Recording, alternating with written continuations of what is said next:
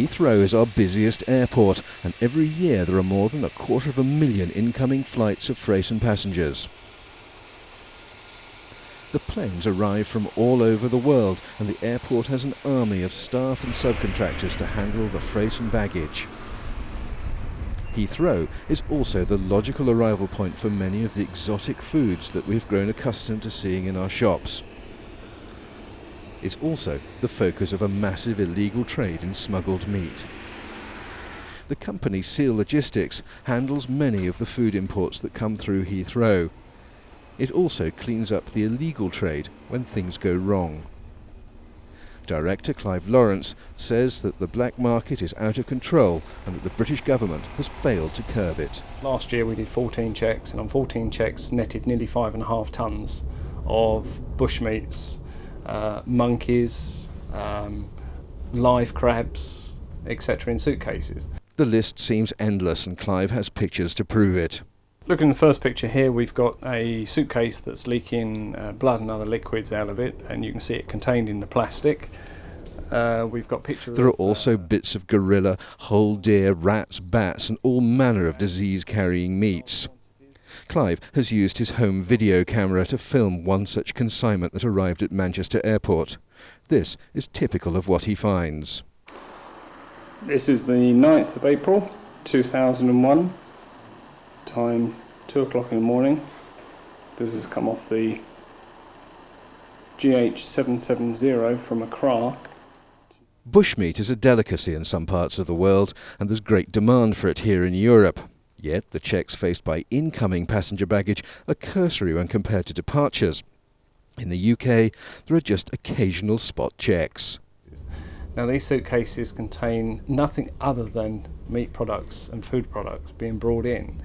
And if you consider there's 5,500 flights a week coming into Heathrow approximately, then 14 flights last year gives you some idea of the percentage of checks. And if you consider on each of those checks that we've done with the authorities, they have found major volumes and kilos of freight coming through in those suitcases. This year, in 2001, they've done less than 10 so far this year. And here are some of the more typical finds. If anybody doubts that this is actually coming in, there's the proof. We've got the bats and we've got the rats. These are common imports in suitcases into the UK, and certainly what we've seen coming through London.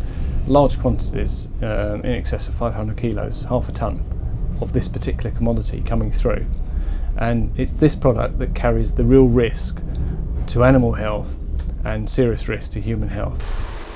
In recent years, the UK has suffered major outbreaks of both foot and mouth disease and classical swine fever. Both were almost certainly caused by imports. The legitimate import trade is closely monitored. It's the illegal trade that alarms Professor Joe Brownlee of the Royal Veterinary College. Some of the findings that I've seen coming through the airports is quite horrendous. There's no other word for it. It's a very severe risk. The illegal importation comes from areas of the world that have a range of diseases, some of which we only have a small understanding. There are emerging diseases all the time. There would be at least 1 or 2 new diseases emerging in the animal population every year. And the threat extends well beyond animals. There are the diseases which are carried by animals but can kill humans. Well, the ones that stand out, the ones that are highly fatal to humans, which are the Ebola viruses, the herpes viruses. We now know there's a morbillivirus that was isolated from Australia that killed 2 racehorse owners. There's a wide variety of viruses and even bacteria that pose health to humans. The bacteria, the examples that would stand out would be tuberculosis and brucella. Increasingly, food policy specialists are saying that the globalization and deregulation of international trade has inevitable consequences as diseases spread on the back of travel and trade. Professor Tim Lang believes action is long overdue. And we're now buying, for example, huge amounts of poultry from the Far East because they can undercut our poultry producers. Well, that's a public health problem. Professor Lang believes these issues should now be the subject of serious public debate.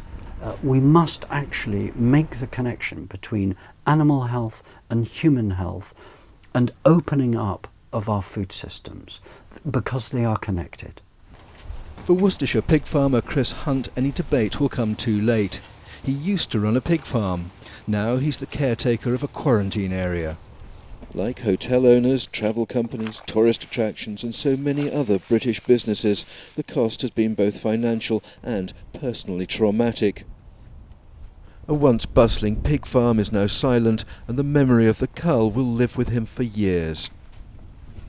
A sea of dead pigs. Dead pigs are not an odd sight for us, but to see that absolute mass of dead bodies piled one on top of the other, where pigs have been shot over the wall and they've been running around in panic, it was an awful sight.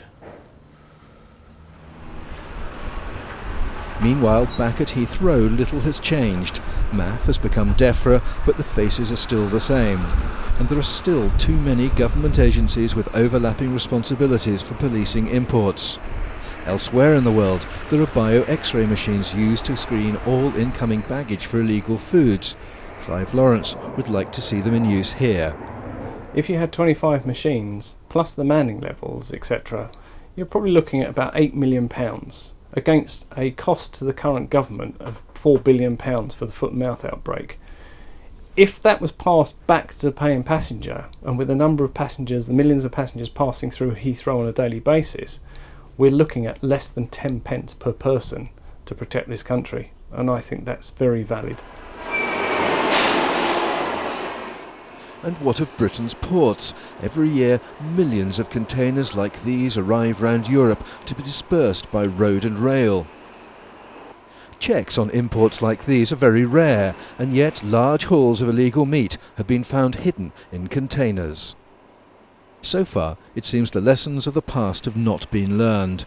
Too many agencies with inadequate funding and powers are charged with keeping potentially lethally contaminated meats out. The recent tragic events in the United States will have sharpened airport security, but X-ray machines designed to detect bombs and guns offer little defence against fatal diseases. It wouldn't take much to considerably reduce the risk. Action now should include a single regulatory body that is properly funded and applies the best international practice.